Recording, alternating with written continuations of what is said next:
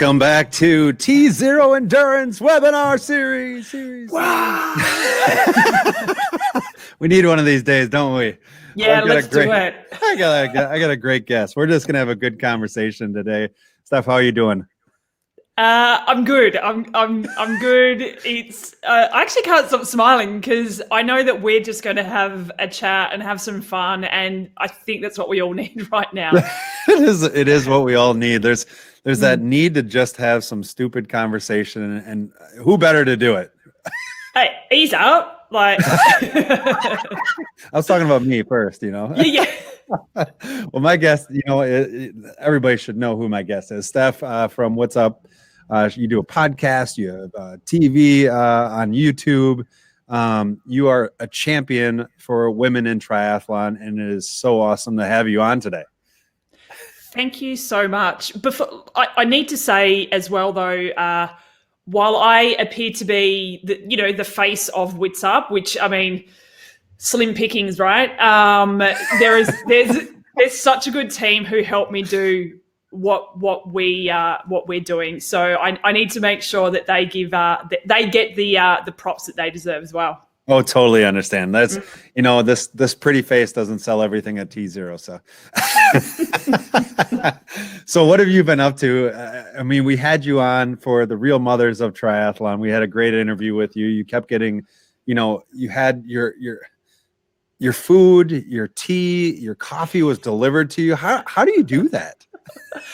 I'm not stupid. I married smart. I was single for a long, long time, and it was because I was waiting until I found the perfect man who would feed me for the rest of my life. I love it. It was a perfect combination because it was like Mother's Day event, and here you are just getting your coffee and your tea, and it was just fantastic. It's funny because Brett will say to me, what can I do to help in terms of What's Up? And he's a chef. He isn't a journalist, a writer. He's not creative. He doesn't know social media or technology. So in terms of actually presenting anything through What's Up, not his bag, but by him being, and we sort of coined a term with What's Up, the supportive dude. He is the ultimate supportive dude. If I didn't have him feeding me and looking after me, I wouldn't be able to dedicate the amount of time that I do to What's Up. So that is a help, like above all else, really. When are those shirts coming out? You gotta have. We've already got them. Supportive dude, mate. Although we haven't. Yeah, I'm okay. We'll talk. We're actually launching our shop this week, so it is on there. We'll make sure. I need a supportive dude shirt. I want you in your fireman kit though, with the supportive dude. Done. Awesome. We'll sell tons of those shirts. Totally. At least a dozen. A dozen's a ton, right? Yeah, something like that. So last weekend, we did that, the Real Mothers of Triathlon, and I want you to just give us an idea of how important it is to have those kind of role models like Rinny and MBK in the sport, just showing they went 5 hours. And they go, we're going to just do a training ride and a run. They were averaging like 24, 25 miles an hour. And then they go on the run course and they're dropping people. It was unreal. Meredith was going so fast. She's like, I can't talk to you now, Rob. Yeah.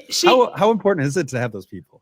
So it's so important. Can I quickly tell you a story about Meredith Kessler, who does a training ride? Yeah. So quite a few years ago in Kona, this was back when I was doing a lot of filming just on a GoPro. So I would meet up with pro athletes and ride next to them on a push bike, and film them. So one day I'd filmed Liz Blatchford for 2 hours, also a mum now. Caroline Steffen for 2 hours, also a mum now. And then I was catching up with Meredith. Now, she was at the end of the day and she's like, yeah, we're just doing an easy ride. You can come out and do some filming, take some photos. Cool. I'm starting to get a little bit tired by now.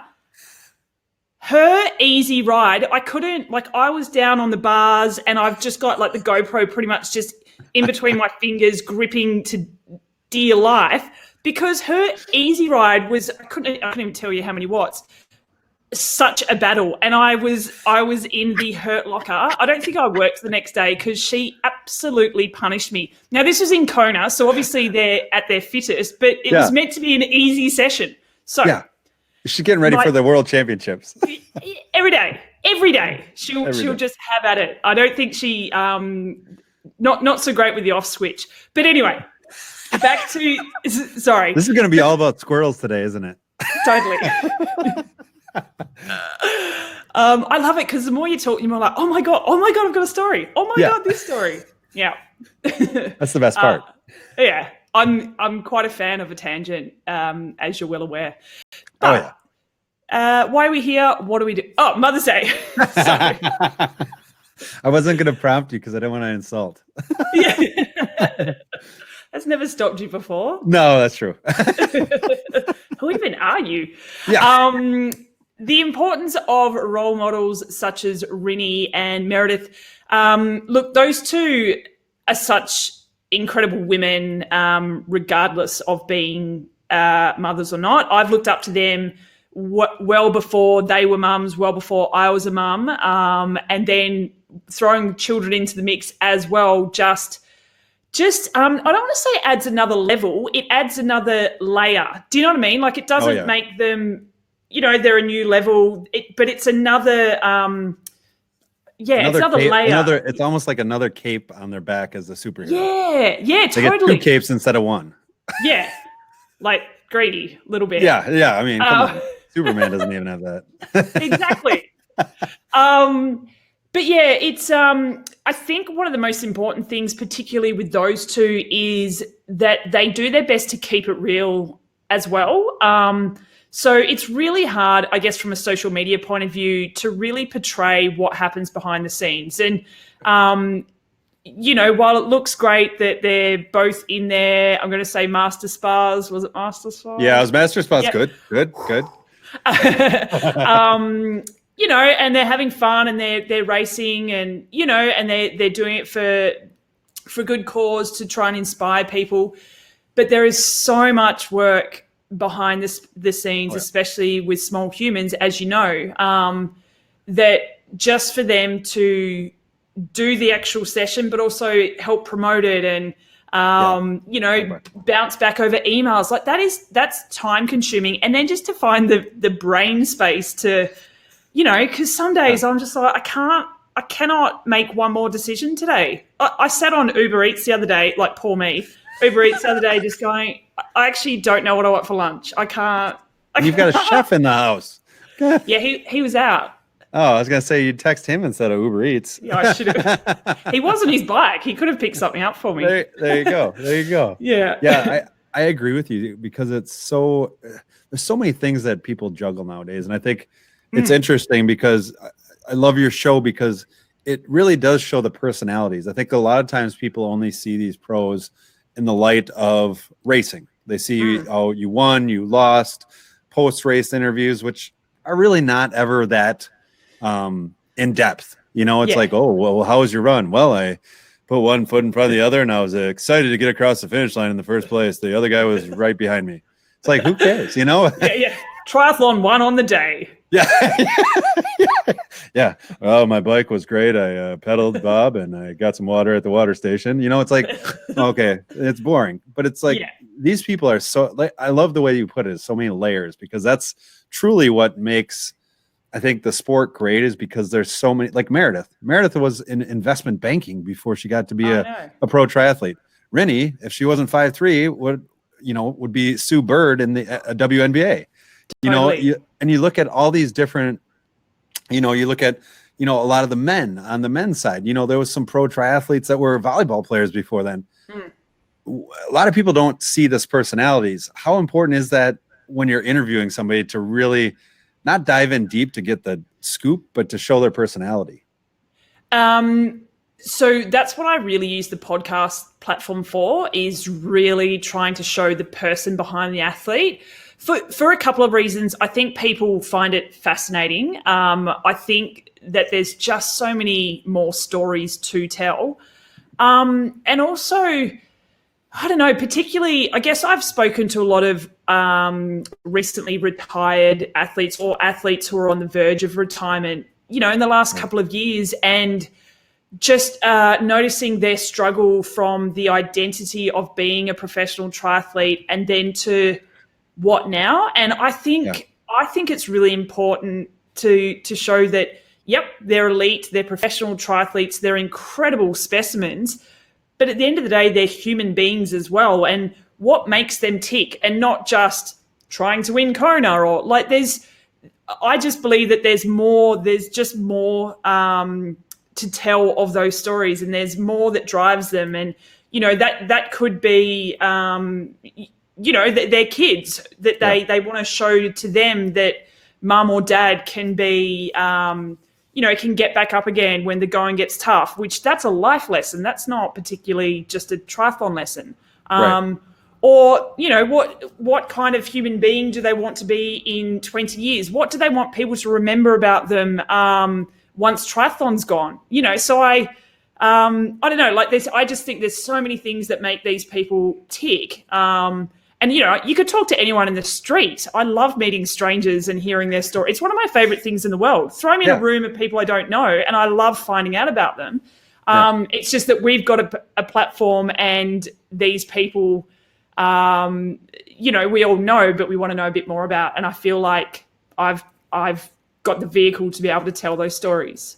Oh, yeah. And it was funny. I had a webinar, I think it was last week, with Belinda Granger, and I went on one of yours, and it was funny because she said, 10 years after I retire, I want to somehow be still involved in triathlon. And I was like, Belinda, do you remember saying that? She's like, no, I have no idea. I'm guessing you guys were having wine while you were on here.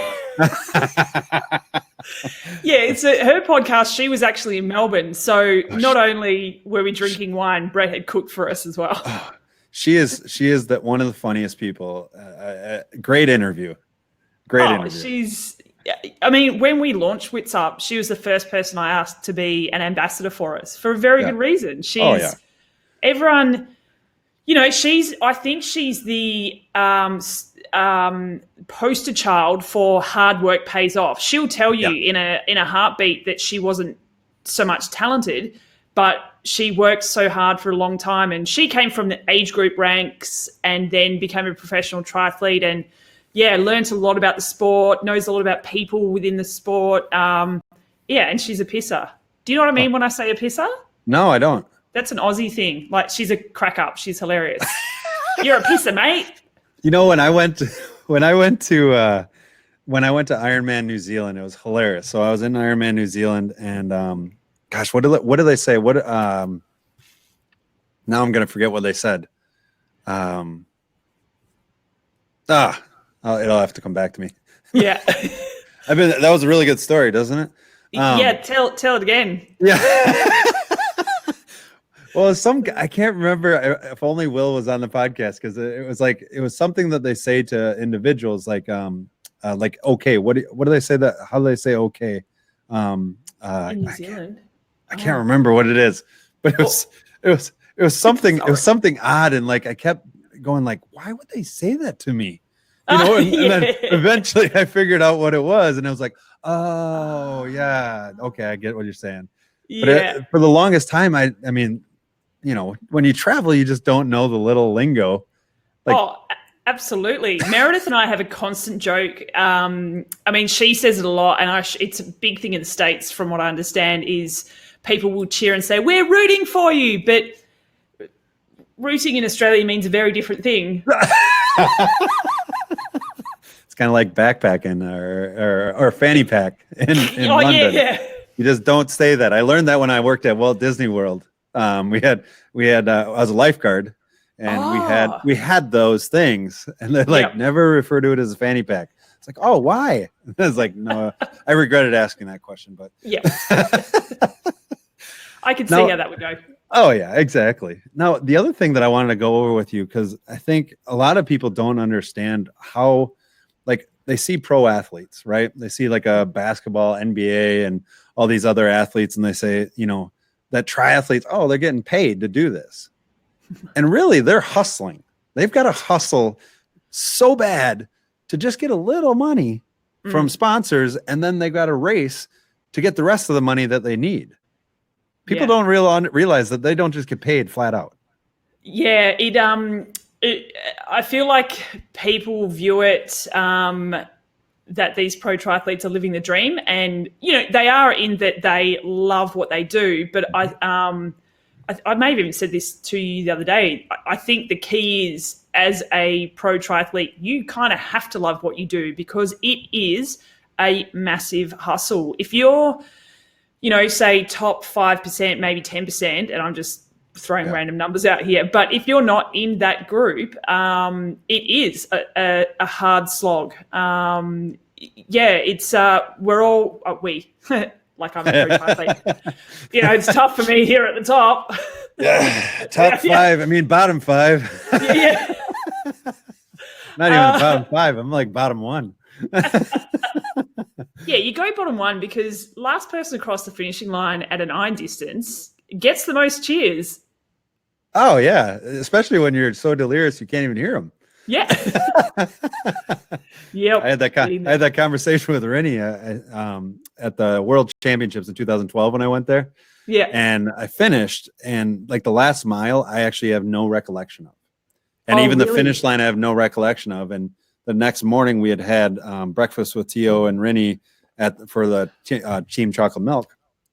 And she's like, "Oh, it's so great to see you at the finish line." And I go, "Yeah." Anyone get that on camera? Yeah. Oh, you were there. Oh, awesome. Yeah. Well, thanks for coming down. Yeah. Oh, goodness. Yeah. So back to what you were saying with the pro triathletes and the money. Yeah, it's funny because I was chatting. I just did a podcast which comes out tomorrow, I think, with Emma Fredito. Okay. And we are both obsessed with the Michael Jordan Chicago Bulls Last Dance documentary on Netflix. It's so good. The stories that they tell, but the way they tell the stories, I think, from a production value is amazing. I love it. But then, you're listening to these stories, and we can't compare because they're two very different sports. But when you look at these elite basketballers, professional basketballers, and what they're getting paid, often just to sit on the bench, it is like athletes wouldn't earn that in their entire career. And I think that was one of the driving factors for me. Not that I ever thought that I would completely change the prize money or sponsorship deals for athletes, but I wanted to at least help give professional women a platform so that it would open up potential opportunities. Because my whole thought process when I began this whole thing was they're just the most incredible men and women, just the most incredible athletes on the planet. How can they not be, at the forefront of the sporting world? And there's different reasons, but I still think that. Yeah. And I think it's interesting because you look at the race and having done a few Ironmans and half Ironmans, like it's so long, and I think that, that it lends itself, like these athletes are so amazing. It's kind of one of those things where you look at it and they go, they get it done in 8 or 9 hours and you go, oh, that's not, they make it look ezy. And so everybody looks at it and they go, well, it's not that hard, Yeah, true. How do you even change? How would you change that in the sport to be able to make it look hard so that the normal person who's not going to ever do it looks at it and goes, all right, pay them. Yeah. Well, so I think one of the biggest things is, and you touched on it straight away when you're looking at full distance triathlons, is that it's a 8-9 hour event for the professionals. And that's hard to get people to sit down and watch for that period of time. Right. That's not going to change. Like you can bring in great shows, everything, and that's good. We want that. But at the end of the day, it's still going to be 8 to 9 hours. If we're just looking at, say, Kona, for example, the Ironman World Champs. But what I think is missing, and I from what I understand, the PTO, the Professional Triathletes Organization, and stuff that you're trying to do as well, are trying to create those stories that will bring in the interest from within the sport, but outside of the sport as well. And I look back to, when I was getting involved in it, I would jump on YouTube and be looking for clips. Now I've just completely gone. But like, say your sister Madonna Buter, I'd just look up clips about her all the time, and then it's just 3, 4, 5-minute clips that are just out there creating these stories that you don't need to necessarily sit down and watch an entire race, but look for those stories, look for those rivalries. Over the years, the Mark Allens and the Dave Scott kind of rivalries, people still talk about those. We need to be creating all those kind of stories. And if you go to something like your NBA, a lot of the stories in this documentary that we're watching are about those relationships. The Michael Jordan versus Isaiah Thomas. Yep. Very good. Yeah. The Pistons. Yeah. Yep. Yeah. Scottie and even the Pippen relationships within it. Totally. And that's what I think we need to get better at working on within our sport. Yeah, I love that, because that you hit on it. That's and you're going to be a part of this too. But getting everybody together and having it in one place, because when you watch the NBA, it's an NBA on NBC or TNT. It's not the NBA on USA, Discovery Channel, and all these other things. You want to put everything in the same place, because that's when you're going to start to get those people that are going to be attracted to the different levels of pros. And I think, I having done a few interviews myself, it's like the personalities are awesome. It's just they don't have a platform to be able to, besides for yourself or some other podcasts that are out there like Babbitteville, they don't have an avenue to be able to put it out there. And that's the one big thing that I think, that's great that you're being able to do that on your end. Now, do you have like different ideas that you're going to be, that are in the mix, that down the road, once we're out of quarantine, that you're going to throw at us? I've always got ideas. That's part of my problem is that I'm always like, "Ooh, let's do this. Ooh, bright shiny light. Ooh, let's do that." And that's part of my problem, is that I have too many ideas and not enough time in the day. So I guess the biggest thing that I'm learning from the position that we're in at the moment with COVID is, I guess, prioritizing the different things and figuring out, what makes me tick, like what drives me, what's motivating me in terms of Wits Up, but then also what are some of the smarter decisions. I will come up with an idea and go and spend time on it. And then I'm like, all right, well, I had a bit of fun, but really, was that probably the best use of my time? Maybe not, but I wanted to do it. So, okay, so I'm learning to try and, I guess, juggle those sort of ideas and opportunities a little bit better. Yeah. I can't tell you what any of the ideas are. Because I know. No. Oh, I'll sign an NDA. Yeah. On live now. Yeah. No, more just because you think of the whiteboard as a vision of my head and it's just scribbles everywhere. So I need to try and condense that and bring it into some kind of order before I start putting stuff out there. But we're rolling things out as we go, and this is a good time to sort of test some things, see what bites you get. Particularly, I guess, there's just so much out there at the moment because everyone's stuck indoors. So, we're seeing more podcasts pop up, more interviews, because everyone's forced to do things a certain way. And that's fine. But then that makes me go, all right, well, there's a lot of noise out there. What do we need to be doing to break through the noise? And what's my goal with Wits Up? I don't want to just survive. I want to make a difference. And now I'm in the process of what does that look like in the near future? Right. And I think it's interesting because you look at the landscape, like you said, now there's so many voices out there right now, and there's so many people doing things. Once we get back into the racing season, those will all go away, and they'll still be your voice. And I think that's the consistency. And I think people, if you want to go to her site and find out more, whatsup.com. Your store is going to be open when? This week. Cross my fingers this week. Yeah, it's pretty much ready to go. Just finding time to hit go. Yeah, exactly. Yeah. Who do you have coming up on your podcast soon? So tomorrow, Emma Frodeno, hers is coming out. Then we've got Jackie Herring, who I can't remember off the top of my head, but we've already recorded that. We've actually just done a mini series about the healthy body, which is a look and a bit of a deep dive into looking at body image, eating disorders, and disordered eating. And we've done that in conjunction with the Inside Try show, which is Helen Murray, who is fantastic. We've spoken to men and women about that, and it's turned out fantastic. And it's just a conversation that I think we need to constantly have, particularly in sport like ours. So we've got that coming up, and then my whiteboard's just up to the side here. I've got some other people. It's just out of the screen, so nobody can see it. Yeah. Yeah. So, I mean, there's lots of people who I want to talk to.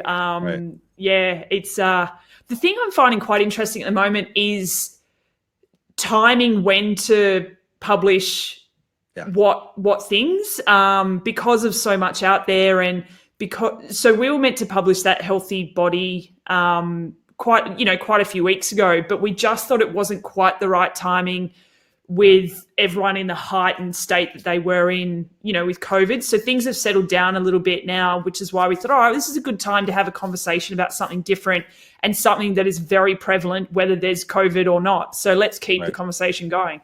Yeah.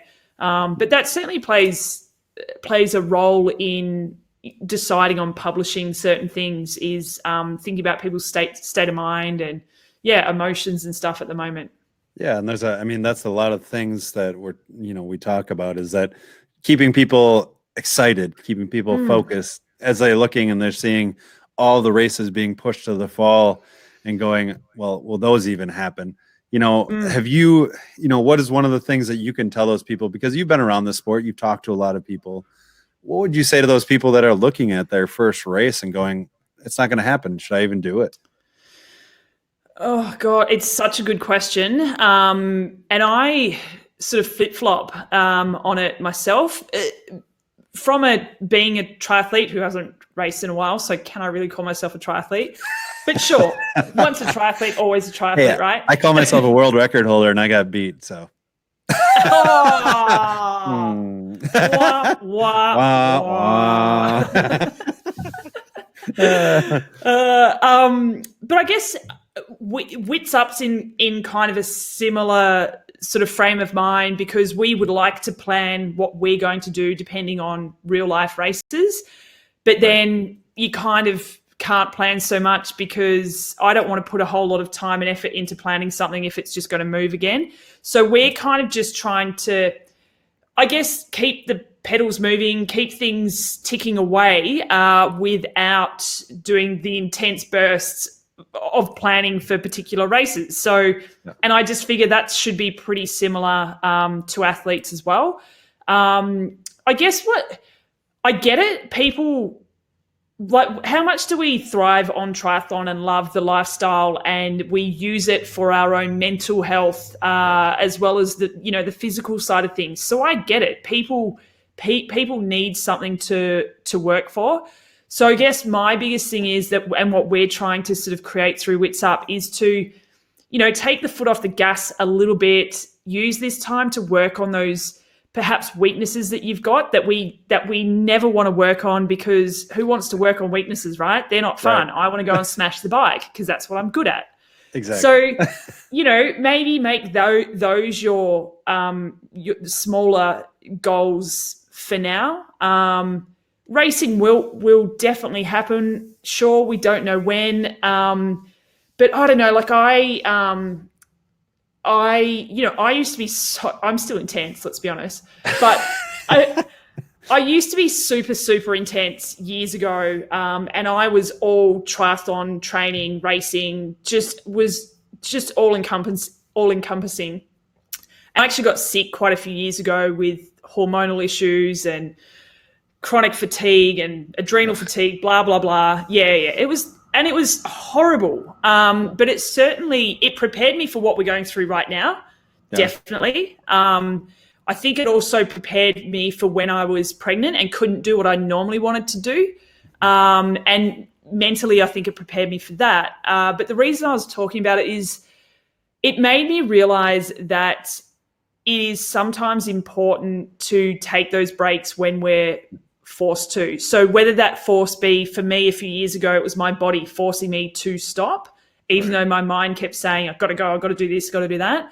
And maybe this is out of our control. So trying, and it's so hard, and especially for triathletes. Mate, totally. And I say all this, and every second day I'm in tears of frustration trying to do this and that, and right. So I get it, but I have to just keep reminding myself that control your controllables, and be okay with just sitting in the moment. I think that's a valuable lesson that every single triathlete should learn, regardless of COVID, yes. Because we do have this tendency to take things and carry it and go flat out all the time. I like that. I like that. Control the controllables. That's my dad always said that. And it was one of those things where you look at situations and exactly like you said, when you're out on the bike course or run course or swim, you need to be able to control what you can control. You can't control the weather. You can't control the person that just punched you in the face during the swim,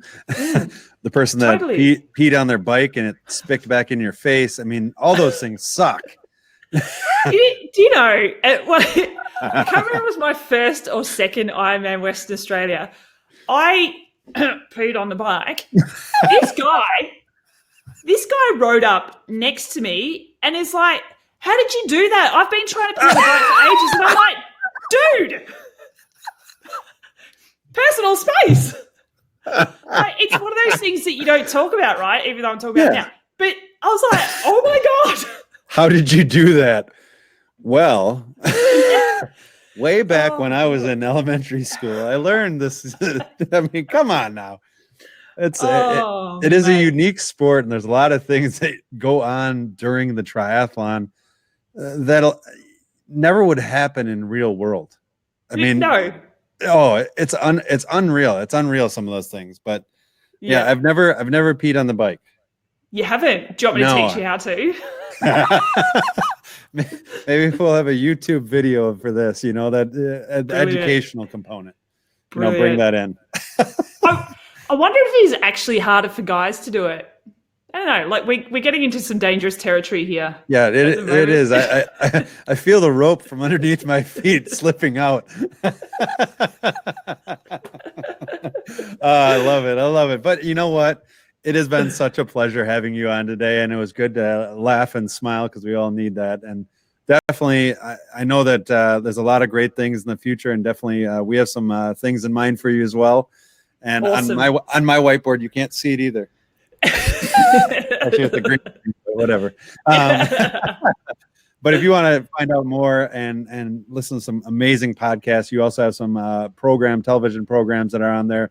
What's up? WITSUP.com.